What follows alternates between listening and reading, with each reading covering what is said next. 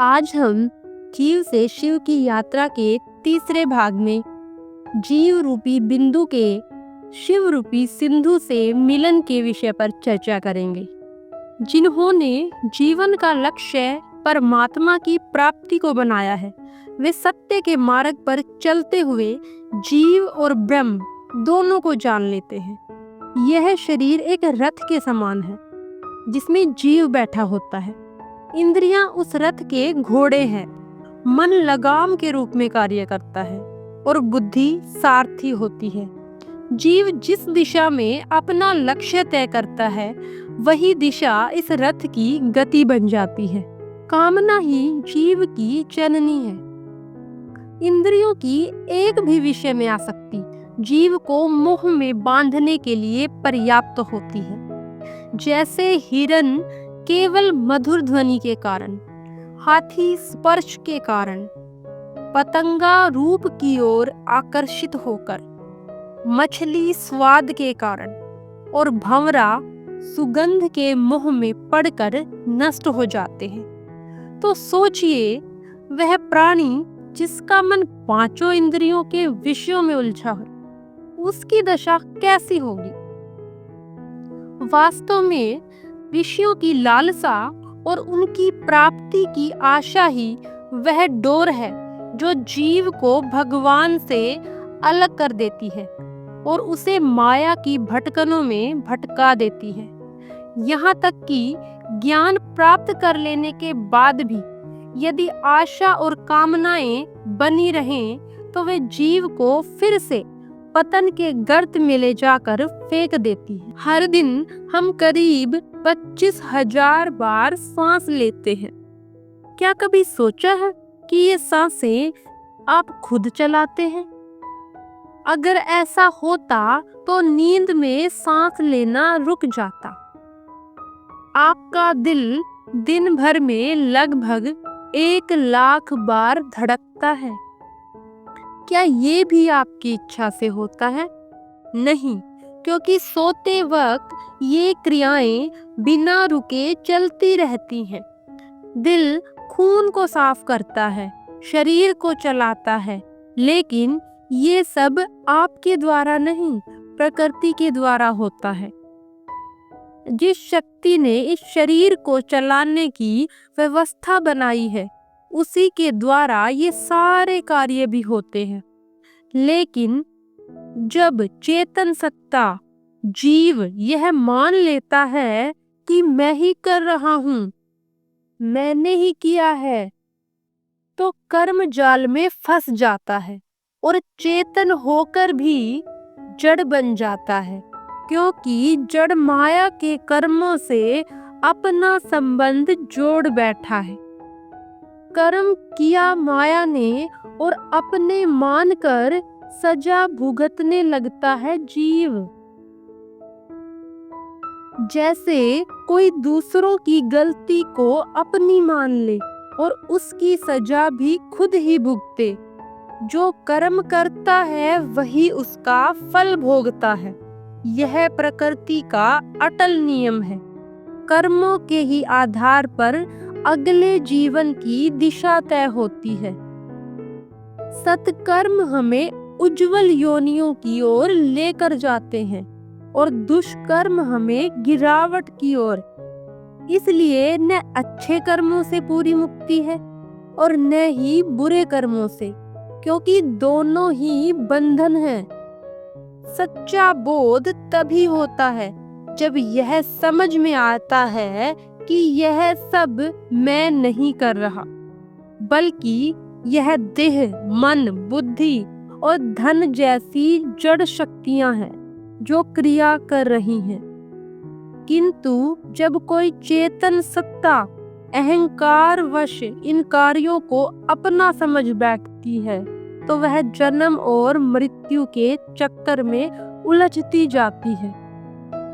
श्रीमद् भगवत गीता के 3 अध्याय के 27वें श्लोक में श्री कृष्ण कहते हैं, सभी कर्म प्रकृति के गुणों द्वारा संपन्न होते हैं, लेकिन अज्ञान से ग्रस्त व्यक्ति अहंकार में डूबकर स्वयं को ही कर्ता मान बैठता है। गीता के 13वें अध्याय के 31वें श्लोक में कहा है, यह जीव अनादि होने से और गुणों से रहित होने से अविनाशी परमात्म स्वरूप ही है। यह शरीर में रहता हुआ भी न करता है और न लिप्त होता है। जैसे मकान में रहते हुए भी हम मकान से अलग हैं, ऐसे ही शरीर में रहते हुए मानने पर भी हम स्वयं शरीर से अलग हैं। इसलिए जीव को अपने में निरंतर अकर्तापन अभोक्तापन का अनुभव करना चाहिए। अपने में निरंतर अकर्तापन और अभोक्तापन का अनुभव होना ही जीवन मुक्ति है।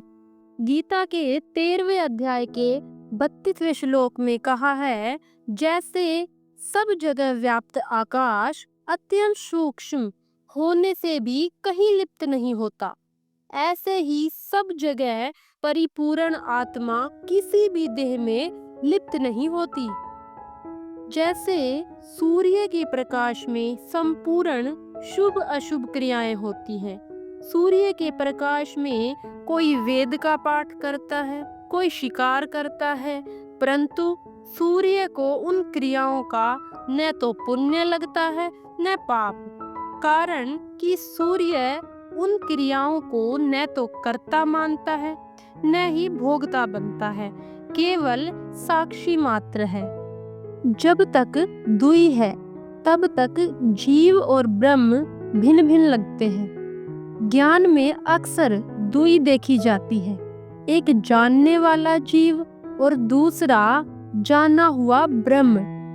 जब जीव भक्ति की स्थिति में आता है और निरंकार सतगुरु को पूर्णतया समर्पित हो जाता है, तो उसका अहंकार समाप्त होकर केवल एक ब्रह्म का अनुभव करता है। तू करता तू भया, मुझ में रही न हूँ, इसी अवस्था को प्रकट करता है। जैसे लाखों लहरें, हजारों हिमखंड और बहुत से बादल एक जल के ही रूप हैं, इसी प्रकार जड़ चेतन युक्त यह संसार भगवान का ही रूप है। जैसे असंख्य आभूषण एक स्वर्ण के ही रूप है, जैसे असंख्य घड़े, मटके, सुराही, दीप, नांद आदि भी एक मिट्टी के ही रूप है, इसी प्रकार सब जड़ चेतन भगवान के ही रूप है। गुरु ज्ञान के द्वारा ध्यान से देखते हैं तो सब भगवान के ही अंग दिखाई देते हैं। कहा भी गया है, यह जग ईश्वर रूप है, भला बुरा नहीं कोय, जैसी जिसकी भावना वैसा ही फल होए। मैं के कारण तू है और तू के कारण मैं है, दोनों खत्म हो जाएं तो एक ही परमात्मा रह जाए। गीता के 11वें अध्याय में भगवान ने कहा है, मेरी प्राप्ति के जितने साधन हैं, उनमें मैं सबसे श्रेष्ठ साधन यही समझता हूँ कि समस्त प्राणियों और पदार्थों में मन, वाणी तथा शरीर के बर्ताव में मेरी ही भावना की जाए। उपनिषदों में इस बात को समझाने के लिए 3 दृष्टांत दिए गए हैं, सोने का, लोहे का और मिट्टी का। जैसे सोने के अनेक गहने होते हैं, उन गहनों की आकृति, नाम, रूप, तोल, उपयोग, मूल्य आदि अलग अलग होने पर भी उनमें सोना एक ही होता है। लोहे के अनेक अस्त्र शस्त्र होते हैं, पर उनमें लोहा एक ही होता है। मिट्टी के अनेक बर्तन होते हैं, पर उनमें मिट्टी एक ही होती है। ऐसे ही भगवान से उत्पन्न हुई सृष्टि में अनेक प्राणी पदार्थ होने पर भी उनमें एक ही भगवान है। सोने से बने हुए गहनों में सोना प्रत्यक्ष दिखता है, लोहे से बने हुए अस्त्र शस्त्रों में लोहा प्रत्यक्ष दिखता है, मिट्टी से बने हुए बर्तनों में मिट्टी प्रत्यक्ष दिखती है, परंतु परमात्मा से बने हुए संसार में परमात्मा प्रत्यक्ष नहीं दिखता। इसलिए सब कुछ परमात्मा ही है। इस बात को समझने के लिए गेहूं के खेत का उदाहरण दिया जाता है।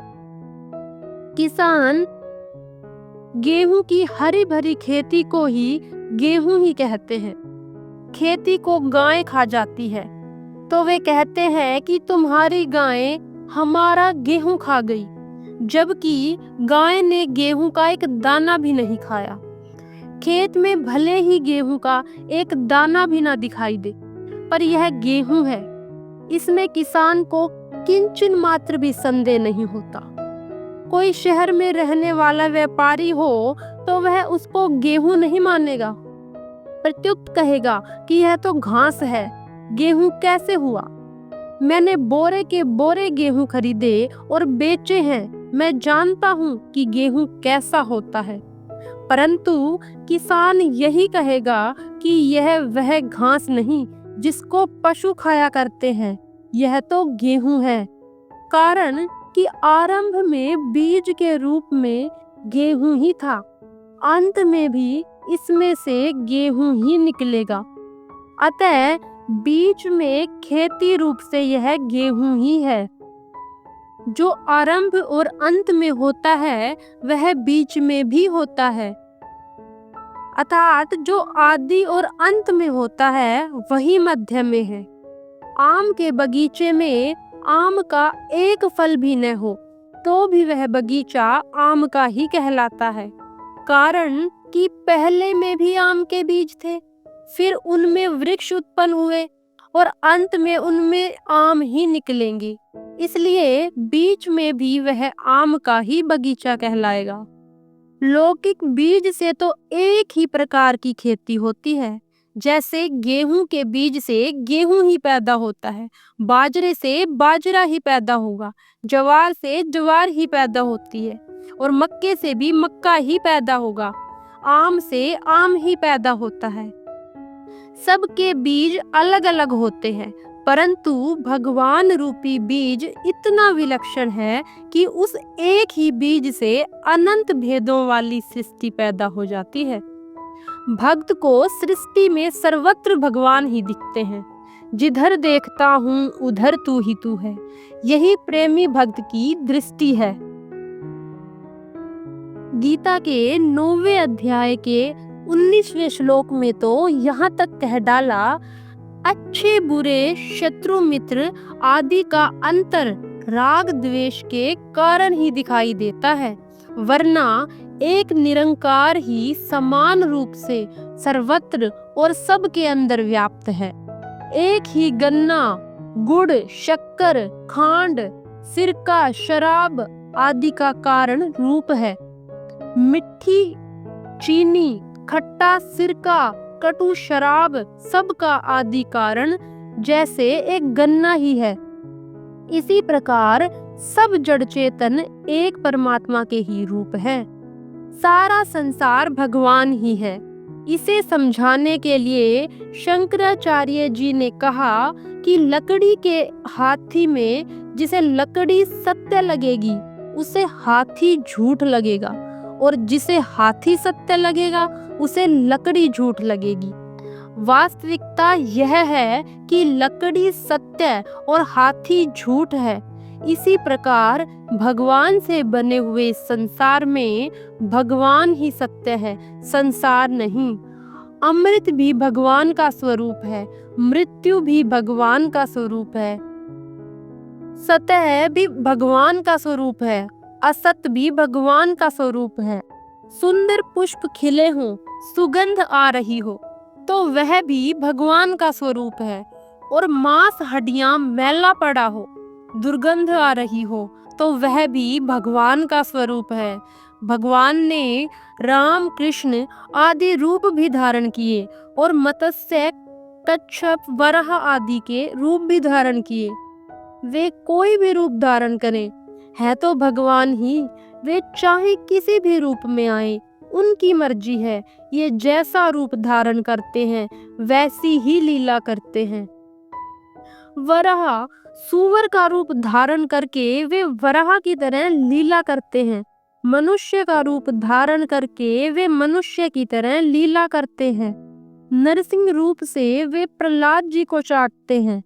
गीता के 10वें अध्याय के 39वें श्लोक में श्री कृष्ण कहते हैं, हे अर्जुन, संपूर्ण प्राणियों का जो बीज है, जो मूल कारण है, वह मैं ही हूँ, क्योंकि वह चर अचर कोई प्राणी नहीं है जो मेरे बिना हो, अर्थात चर अचर सब कुछ मैं ही हूँ। सांसारिक बीज तो वृक्ष से पैदा होता है और फिर वृक्ष को पैदा करके स्वयं नष्ट हो जाता है, पर भगवान पैदा नहीं होते और अनंत सृष्टियों को पैदा करके भी स्वयं को ज्यों के त्यों रहते हैं।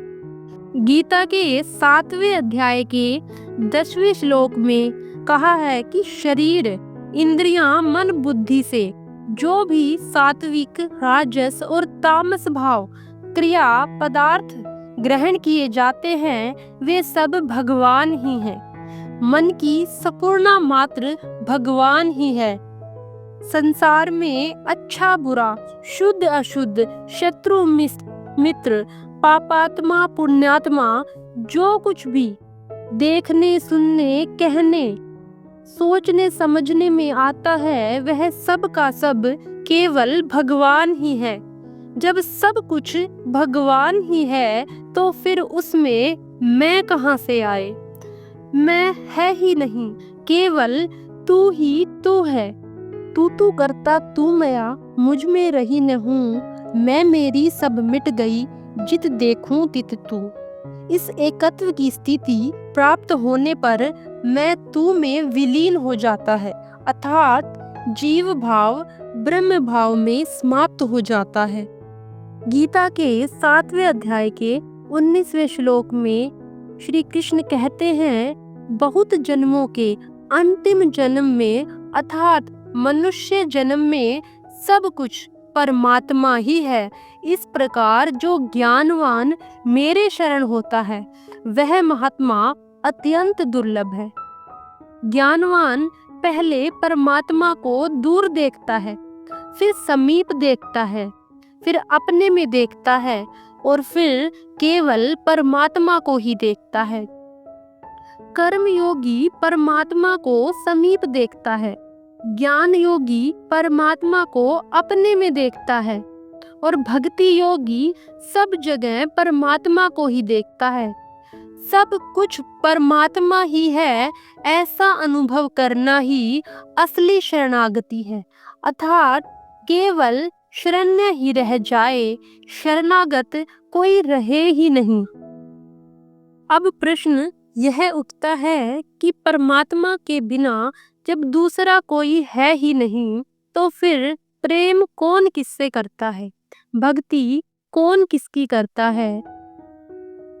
इसका उत्तर गीता के 6ठे अध्याय के 30वें श्लोक में कहते हैं कि जो भक्त सब में मुझको देखता है और मुझ में सबको देखता है, उसके लिए मैं अदृश्य नहीं होता और वह मेरे लिए अदृश्य नहीं होता।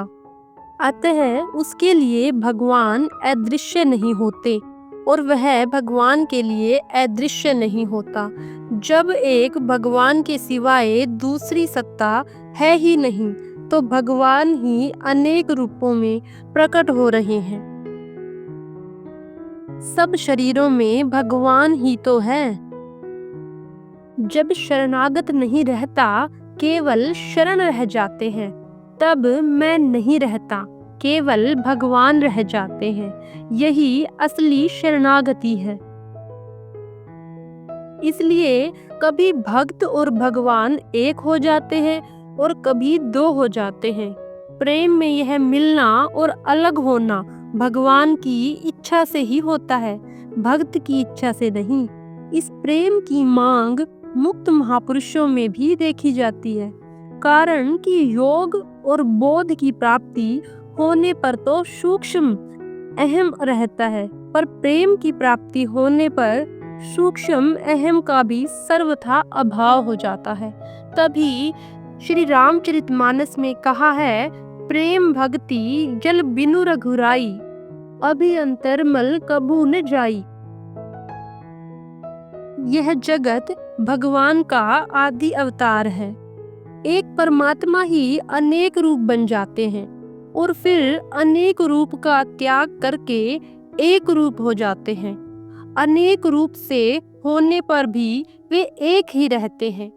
एक सोने के सैकड़ों गहने बन जाएं और फिर गहने पुनः सोना हो जाएं, अथवा एक खांड के सैकड़ों खिलौने बन जाएं और फिर खिलौने पुनः खांड हो जाएं, फर्क क्या पड़ा।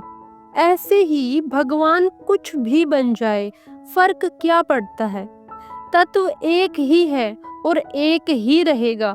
इस एक तत्व के सिवाय कभी कुछ हुआ ही नहीं, है ही नहीं, होगा नहीं, हो सकता ही नहीं। एकमात्र भगवान ही थे, भगवान ही है और भगवान ही रहेंगे। ये एक ही भगवान प्रेमी और प्रेम पद का रूप धारण करके प्रेम की लीला करते हैं। अतः जीव की यात्रा जो माया के कारण तन मन धन के लगाव से शुरू हुई थी और ब्रह्म से अलगाव की भ्रांति से अनेकों जन्मों तक चलती रही थी, मानव जीवन में सतगुरु की कृपा से प्रेमा भक्ति प्राप्त करके समाप्त हो जाती है। इसलिए संत कबीर जी कहते हैं, अब तो जाए चढ़े सिंहासन, मिली है सारंग पानी, राम कबीरा एक भय है, कोई न सके पहचानी। अब यहाँ एक बात समझने योग्य है कि महात्मा समदर्शी होते हैं, समवर्तनी नहीं। गीता के 5वें अध्याय के 18वें श्लोक में कहा गया है कि चांडाल में, गाय में, हाथी में, कुत्ते में भी ब्रह्मज्ञानी संत समरूप परमात्मा को ही देखने वाले होते हैं। बेसमझ लोगों के द्वारा यह श्लोक समव्यवहार के उदाहरण रूप में प्रस्तुत किया जाता है, परंतु इस श्लोक में समवर्तिनः न कहकर समदर्शिनः कहा गया है, जिसका अर्थ है समदृष्टि, न कि समव्यवहार। यदि स्थूल दृष्टि से भी देखें तो ब्रह्मांड चांडाल, गाय, हाथी और कुत्ते के प्रति समव्यवहार असंभव है। इनमें विषमता अनिवार्य है। जैसे पूजन विद्या विनय युक्त ब्राह्मण का अथवा संत का ही हो सकता है, न कि चांडाल का। दूध गाय का ही पिया जा सकता है, न कि कुतिया का। सवारी हाथी पर ही की जा सकती है, न कि कुत्ते पर। अतः एक परमात्मा का ज्ञान होने पर जीव को अपना भी ज्ञान हो जाता है कि मैं नहीं। निरंकार को समर्पित होकर उसका जीव भाव भी समाप्त हो जाता है तथा वह ब्रह्म भाव में आ जाता है और आवागमन से मुक्त हो जाता है। जैसे बादल के रूप में पानी ही सागर से अलग होकर न जाने कहां-कहां घूम के फिर सरिता जल के रूप में सागर से मिलकर शांत हो जाता है, वैसे ही चेतन जीव भी स्वयं को ब्रह्म से अलग मानकर 84 में घूमने लगता है। सतगुरु की कृपा से फिर ब्रह्म को समर्पित होकर यह शांत हो जाता है और इसका आवागमन जन्म मरण भी समाप्त हो जाता है। अंत में यही कहूंगी, इस दृष्टि का यही विवेक, यह भी देख वह भी देख, देख देख में ऐसा देख, सब कुछ मिट जाए रह जाए एक।